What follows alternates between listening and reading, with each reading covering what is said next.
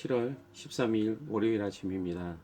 오늘도 하나님이 주시는 은혜 안에서 더욱더 주님과 동행할 수 있는 복된 하루가 되시길 바랍니다. 오늘 이 아침에 함께 살펴볼 말씀은 이사야서 3장 1절에서부터 12절까지 말씀입니다. 제가 읽도록 하겠습니다.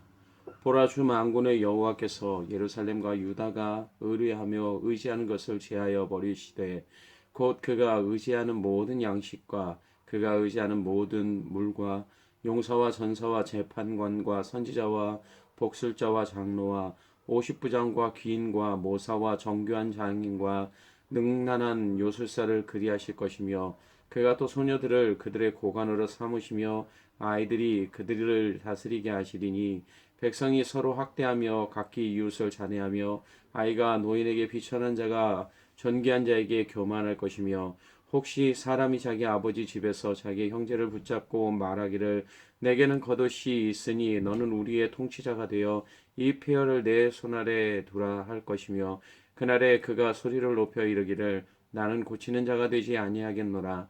내 집에는 양식도 없고 의복도 없으니 너희는 나를 백성의 통치자로 삼지 말라 하리라.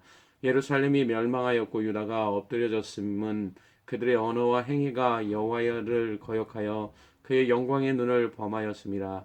그들의 안색이 불리하게 증거하며 그들의 죄를 말해주고 숨기지 못함이 소돔과 같으니 그들의 영혼에 화가 있을진저 그들이 재앙을 자취하였도다.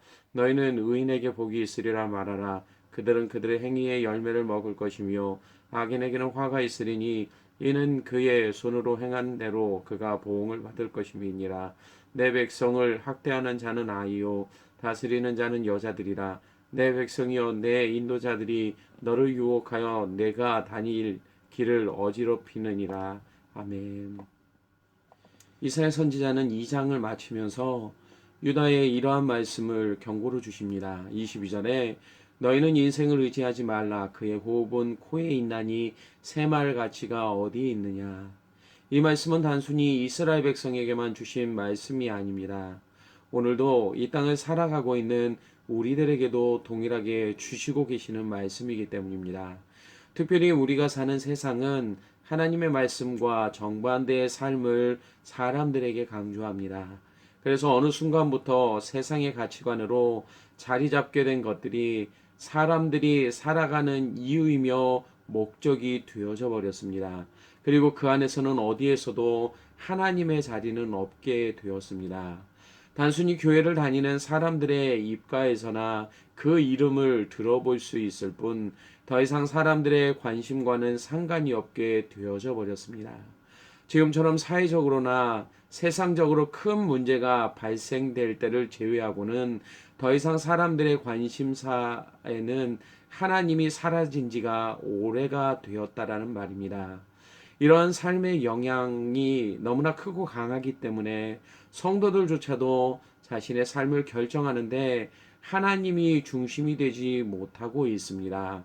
말 그대로 하나님 중심의 사고와 판단 그리고 행동을 할 수 없게 되어졌다라는 말이기도 합니다.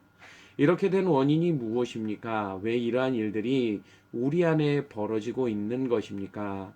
오늘 말씀을 통해 먼저 생각해 볼 것은 나에게 하나님은 어떤 분이신가 라는 물음입니다.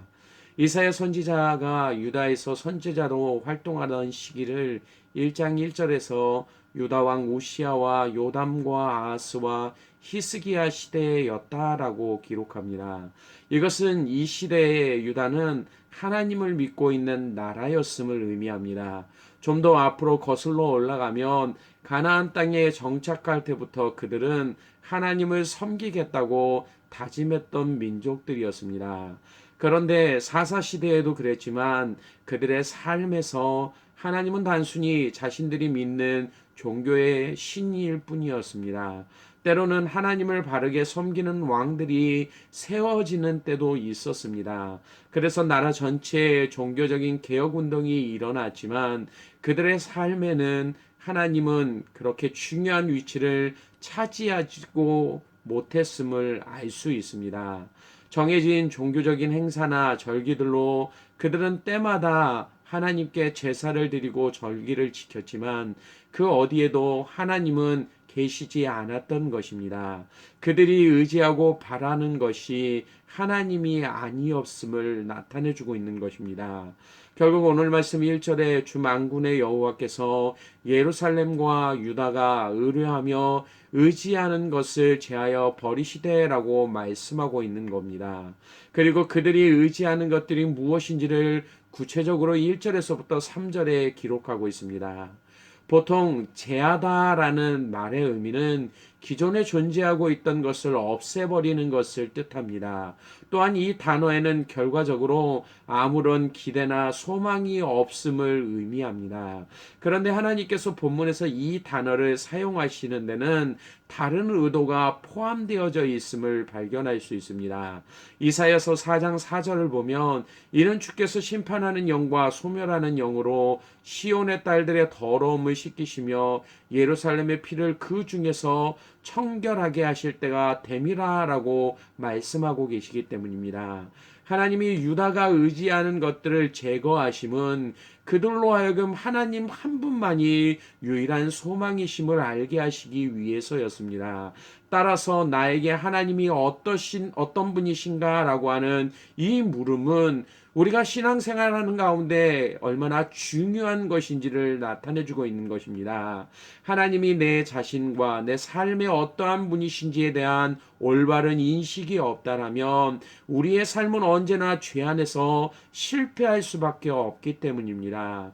왜냐하면 우리의 삶의 모든 사고와 판단 그리고 행동이 이 안에서부터 시작되어지기 때문입니다.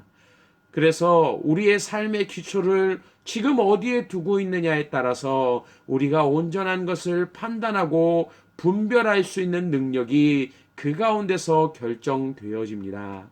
하나님이 없는 삶에서 나타나는 현상들이 무엇인지를 오늘 본문에서 또한 유다의 삶을 통해서 우리 가운데 보여주고 있는데, 먼저는 지도자들의 무능력함이 이러한 삶 가운데 나타나고 있음을 보여줍니다. 우리는 아르헨티나에 살면서 실질적으로 이러한 상황을 오랫동안 경험하고 있습니다. 매번 정권이 바뀔 때마다 많은 사람들이 지도자로 인해 생겨나는 문제로 인해 불안해합니다.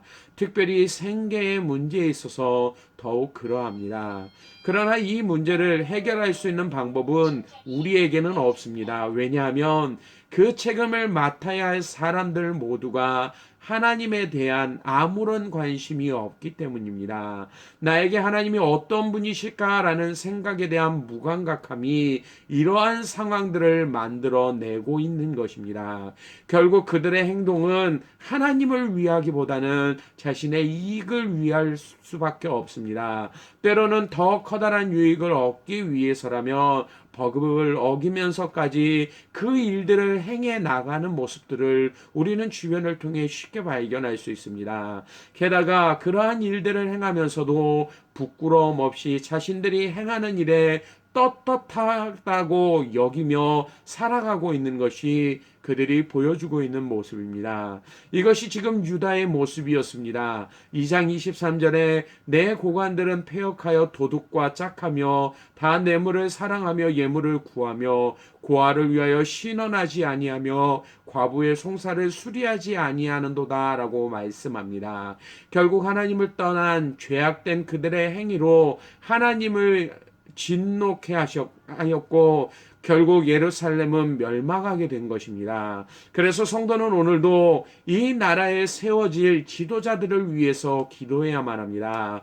그들이 각자가 전능하신 하나님을 경외하고 두려워할 수 있는 자들이 되게 해달라고 기도해야만 합니다. 신실한 지도자가 이 땅 가운데 세워져서 정말 그리스도의 향기가 우리 주변 가운데 가득 넘쳐날 수 있도록 기도하는 것, 이것이 오늘도 우리가 감당해야 될 일임을 말하여 주고 있습니다.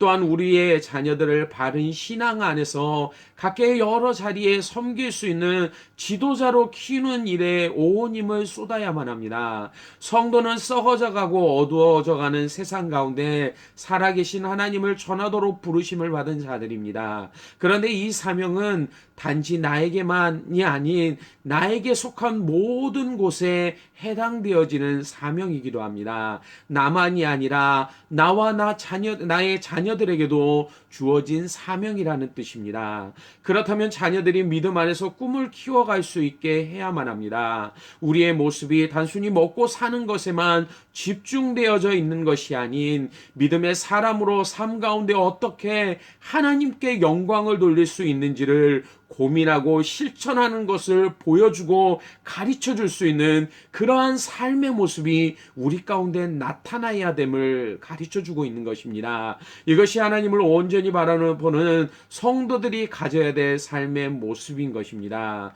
둘째로, 이러한 하나님에 대한 생각이 없는 자들에게 나타나는 모습은 가치관의 실종입니다. 오늘 5절 말씀에 백성이 서로 학대하며 각기 이웃을 찬해하며 아이가 노인에게 비천한 자가 존귀한 자에게 교만할 것이며, 하나님은 이스라엘 백성이 살아가는 땅에 기준을 세우셨습니다. 하나님 앞에서의 옳고 그름이 무엇인지를 그들 가운데 가르쳐 주었습니다. 이것은 다른 말로 표현하면 가치관이다라고 이야기할 수 있습니다. 그런데 하나님이 그들에게 주신 가치관이 사라지자 지금 그들 안에 나타나고 있는 모습은 서로에 대한 적대감이었습니다. 자녀가 부모를 무시합니다. 더 이상 하나님을 사랑하고 이웃에게 그 사랑을 나타내야 될 신앙 공동체의 모습이 없어지고 있었습니다.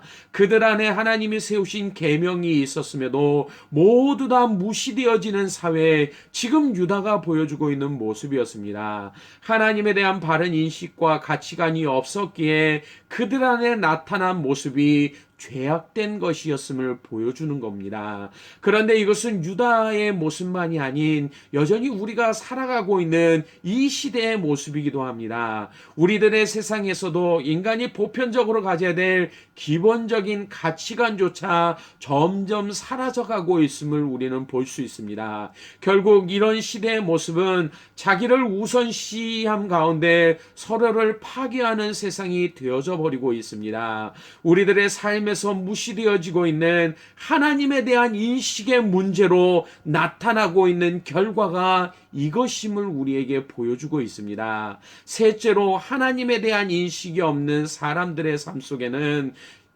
결국에는 하나님의 재앙을 경험한다라는 사실입니다. 오늘 11절에 악인에게는 화가 있으리니 이는 그의 손으로 행한 대로 그가 보응을 받을 것임이니라.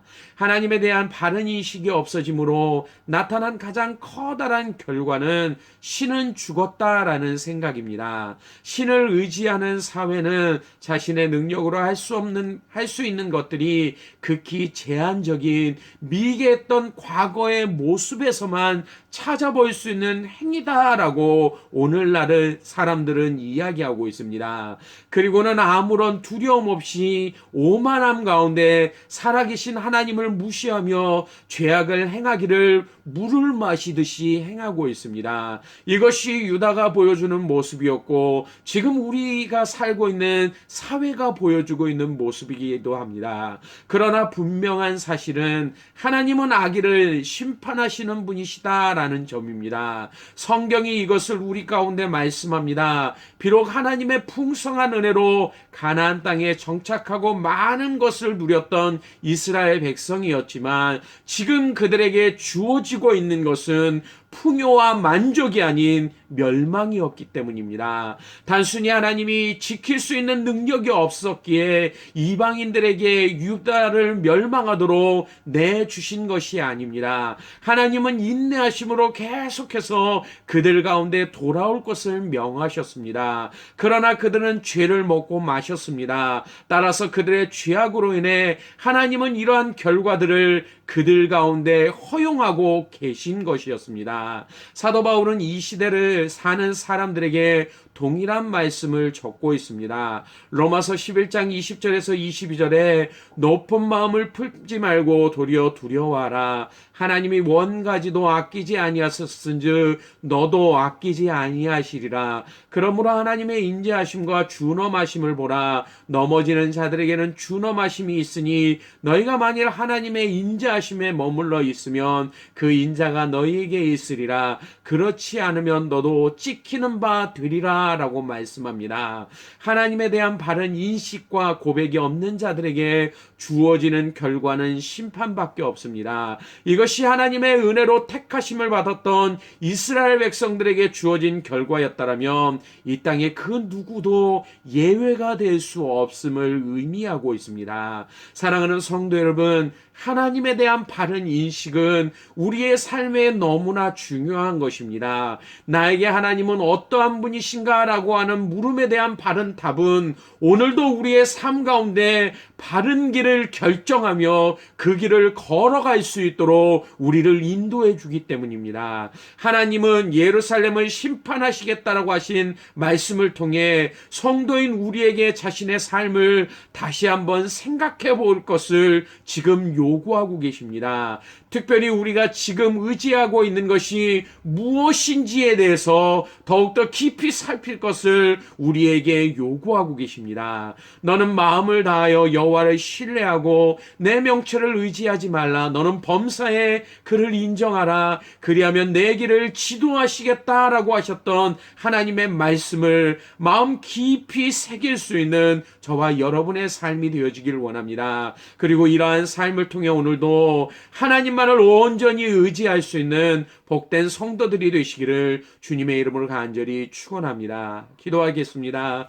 아버지 하나님, 오늘도 우리에게 주신 말씀을 통하여 유다 가운데 나타난 그들의 죄악된 모습이 오늘도 우리 안에 펼쳐지고 있는 그러한 모습임을 보게 하심을 감사합니다.